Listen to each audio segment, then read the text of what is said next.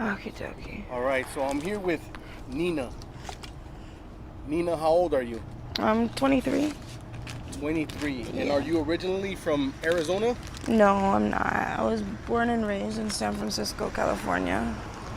San Francisco, California. Yeah. And what brings you out here? I moved out here like a while ago, like 9 years ago, to live with my grandparents and stuff. So, because my mom, she couldn't handle, raising a child by herself. As a single mom, it was pretty hard on her, I guess. Because she had me when she was 17 years old. So, I guess not everybody's as strong as others. Can't handle it. Things like other people can. But it's okay. I had a good childhood growing up.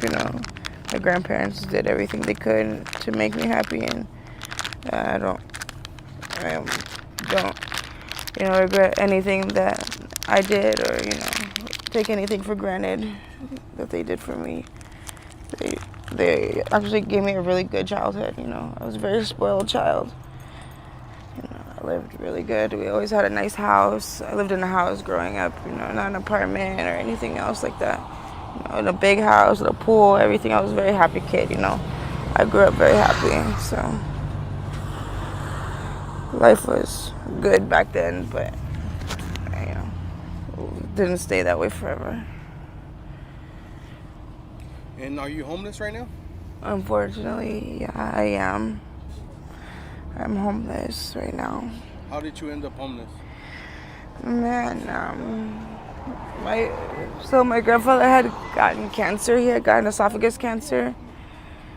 He got an esophagus cancer about 3.5 years ago, and paying for all his treatments and all his necessities that he needed when he was home and stuff. It was very expensive, and it was really hard for my grandma to pay for everything. So, I helped her pay as much as I could. Everything that I could afford to give her, I gave her.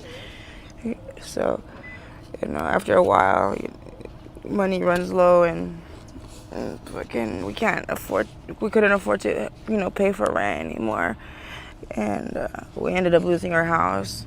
So when we lost our house, we were living in and out of different hotels and stuff like that. And that gets really expensive, super, super expensive. Like I had a lot of money in my savings account from growing up, from like birthdays and Christmas and fucking working and shit. But after a while, like all that shit, it dried up. I spent it all. I even had my own car, and somebody had stolen my grandmother's car when we were staying in a motel. And it was like Northern in the I-17 over there at the La Quinta over there. Somebody stole my grandmother's car, so I ended up giving my grandma my car so she didn't have to walk anywhere or take the bus. And it got really stressful being in a room with all three of us together in a small little room. And so I get really bad anxiety, in small spaces. And I ended up, leaving the hotel where they were staying at and going across the freeway, just on the other side, and getting my own room. And I was able to pay for it for a while. It was easy for me to keep my own room by myself. For like $50 a day was, that ain't shit, when you have a job. But I started smoking these pills, and like very soon after I started smoking these pills, my money started, diminishing very quickly, and I wasn't able to pay for my room by myself anymore. So I started, asking people if they wanted to, split a room, and that's not the smartest thing because, people aren't just too trustworthy out here, And I didn't know nobody over here because I didn't grow up on this side, or anything, so I don't really know too many people on this side of town at all when I first started staying over here.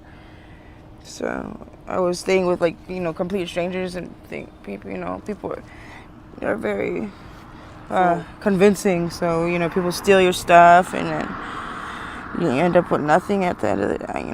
I always ended up with nothing at the end of the day. So I always had to pay for stuff, new stuff all the time, and it's expensive. How did you get introduced to the blues? To the pills. Well, before I became homeless, I used to smoke heroin. I used to smoke a lot of heroin, and I ended up getting on methadone. And I was taking methadone, and I was still on methadone when we lost our house. And I was doing good. I was on methadone for almost a year, and I was doing really good. Like I said, I had a job and everything, and I was doing a great job. I thought I was very proud of myself. But when I moved out of my grandparents' hotel room and I moved into that hotel where I was staying at, I think it's called the Phoenix Inn, and it was a very big hotspot for the pills, to the blues, and I don't know, I just got curious. Literally everybody smokes those pills over there. Like everywhere you turn, every corner you turn, there's somebody smoking a pill. And I just wanted to try it. It sounds stupid, but I wanted to try hit the smoking one, and I tried it, and I liked it, and I thought I was strong enough to be able to just smoke every now and then, because I was on the methadone, and I thought I would be able to handle it and control myself, but I couldn't. Like I said, I liked it, and I really liked it, so I ended up just stopped taking my methadone, and I just kept smoking the pills. And after a while, every check I got went to pills instead of necessities, and I lost like everything basically. I had already gave my grandmother my car, so I didn't have a car as a backup place to sleep or anything. And I didn't know nobody, so I didn't have no friends, houses I could stay at, or anybody that I could trust to stay at their house for the night, or anything. So I ended up out here. What kind of work were you doing? I had a job right there on, what was it? It was 19th Avenue and Bell Road. I was working at this place. It was a food place called Upper Crust Pizza. So I had a job for a while, for like almost 2 years. And I was doing really well over there. I got paid really good. I think I made more money in tips than I did in my paycheck, So that's what I was doing for a while. I worked as a waitress, over there, and I liked my job a lot. So